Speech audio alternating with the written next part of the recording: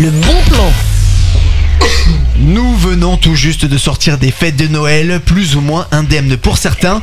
En exclusivité pour Émerger Hits, Adrien a pu recueillir un témoignage poignant, fort, celui d'une dinde. Bonsoir, Madame la dinde. Bonsoir à tous. Déjà, j'aimerais que vous me promettiez qu'on me floute le visage, puisque je ne veux pas être reconnu. Pas de soucis, ça marche, on fait ça.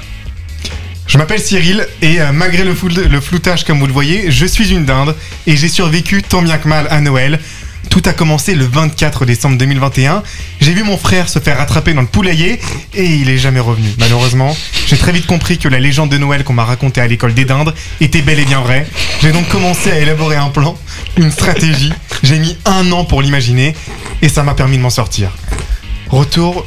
On vient de me dire en régie que c'est bon, on a bien flouté votre tête, on ne vous voit pas à l'écran. Retour le 1er décembre 2022, je sais que mon heure approche, je commence donc mon plan. Première étape, j'appelle un ami à moi, Dindouna, un petit poulet un peu couillon, qui m'a donné... Alors, j'aimerais s'il vous plaît que vous me respectiez. Pardon. Un petit couillon qui m'a donné du faux sang. Le 24 décembre dans la matinée, un humain me chope par le cou et m'emmène dans sa maison. J'ai très peur, j'attends qu'il parte de la pièce et je m'asperge le cou de faux sang pour qu'il pense m'avoir égorgé. Ils sont cons quand même ces humains. Il revient dans la cuisine, me met dans le four brûlant, puis repart. Je reste un peu parce que le sauna gratos c'est pas si mal. 10 minutes après, je sors du four et je l'éteins. Je vais dans la salle de bain et j'avale 3 sachets de laxatif. C'était peut-être un peu trop. Et j'ai pondu des dizaines d'œufs. Et avis aux âmes sensibles, j'ai dû sacrifier mes enfants. Un conseil de mon pote Xavier Dinde Ligonès. J'ai cuisiné des œufs mimosa auxquels j'ai ajouté du somnifère. Tout mis dans le frigo pour qu'il pense que sa famille qui a cuisiné et continuer mes manigances. Vous êtes un monstre, Cyril. Je comprends que vous vouliez témoigner à visage couvert. Benjamin, est-ce que c'est bon? Il y a toujours un gros plan sur sa gueule? Ouais, c'est bon. Cool. Je vais dans mon garage, je prends un pot de peinture et je me peins tout le corps pour faire comme si j'étais cuit. Oh. Merci à Raphaël Dindona pour le jeu de mots.